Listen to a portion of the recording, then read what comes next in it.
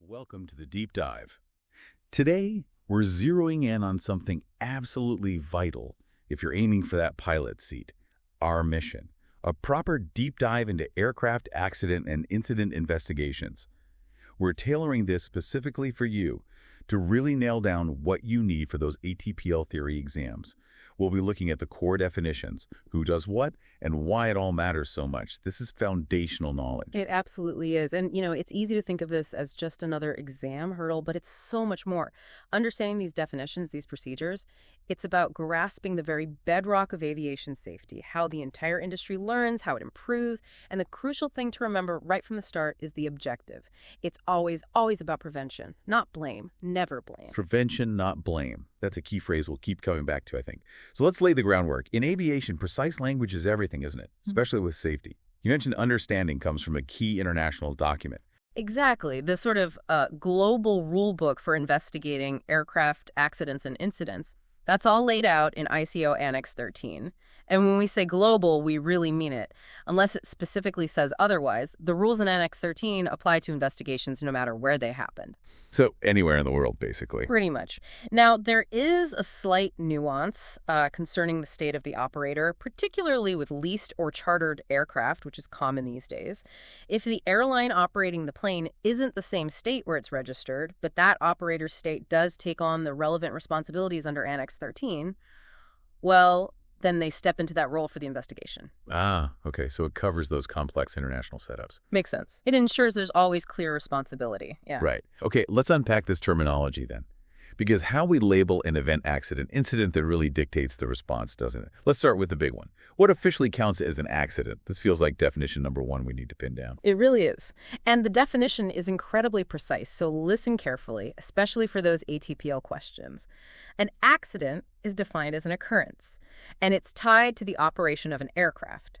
The time frame is specific. From the moment anyone boards the aircraft with the intention of flight. Right, not just maintenance crew popping on board. Exactly. Intention of flight. All the way until the last person has disembarked after the flight. Within that window, for it to be an accident, one of three main criteria must be met. Okay, criterion one. Criterion one is about people getting hurt.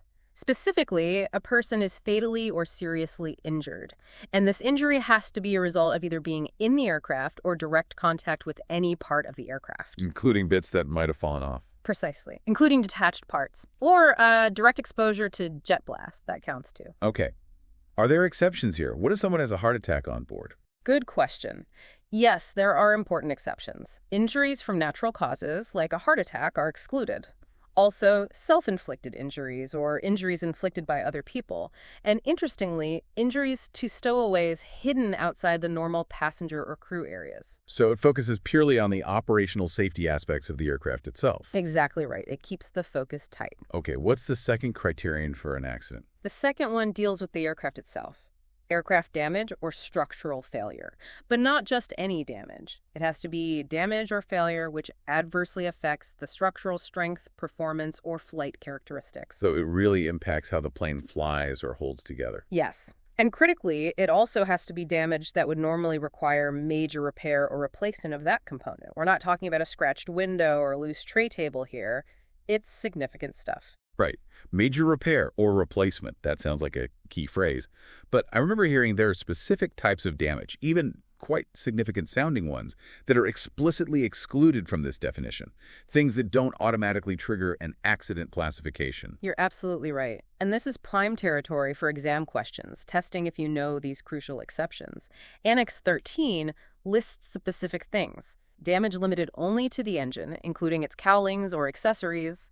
That's excluded. Even if the engine fails. If the damage is limited to the engine itself and doesn't cause... All right. Many thanks for listening to this free part of the ATPL Theory podcast. If you want to continue learning and access the full comprehensive guide, go to my Patreon at patreon.com/ATPLtheory or my Hero at herohero.co/ATPL. That is patreon.com/ATPLtheory or herohero.co/ATPL. Wishing you all the best.